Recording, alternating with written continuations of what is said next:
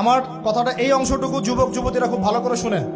দিনী বোন যাদের বয়স হায়েজ হয়ে গেছে, যাদের হায়েজ হয়েছে এখান থেকে শুরু করে সবাই, যারা বালেগ হয়েছে আমরা ছেলেরা, সবাই ভালো করে কথাটা শুনেন। বাংলাদেশে পিছন থেকে একটা নতুন সমস্যা রাইজ করতেছে। সমস্যাটা হচ্ছে, এমনিতেই আমাদের ছেলে মেয়েদের মধ্যে হারাম সম্পর্ক ছিল। এর স্কুলে কলেজে বিশ্ববিদ্যালয়ে যাচ্ছে, ফ্রি মিক্সিংয়ে পড়াশোনা করছে, বাসায় পর্ন দেখছে, ওখানে গিয়ে মেয়ের সাথে হারাম সম্পর্ক হচ্ছে, তারপরে প্রেমের সম্পর্কের নামে জেনা হয়ে যাচ্ছে, জেনা হওয়ার পরে ছেঁকা খেয়ে মাদক, তারপরে গান বাজনা বাদ্যযন্ত্র ইত্যাদি ইত্যাদি, জীবনটা শেষ। এদিকে ওই ব্যভিচারী মেয়েরা কারো কারো ঘরে যাচ্ছে, দাঁড়ান আমাকে বলতে দেন, ব্যভিচারী মেয়েরা কারো কারো ঘরে যাচ্ছে, ওদেরকে নিয়ে আপনারা আবার সংসার করতেছি। এই হচ্ছে না সিচুয়েশন? একজনের 5টা গার্লফ্রেন্ড, একজনের 4টা গার্লফ্রেন্ড, আরেকজনের 3টা বয়ফ্রেন্ড, 4টা বয়ফ্রেন্ড, এই ধাপগুলো পার হয়ে এরা